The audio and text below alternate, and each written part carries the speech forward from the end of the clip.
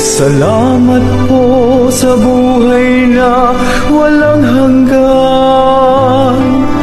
Salamat po, ikaw ang aming sandigan.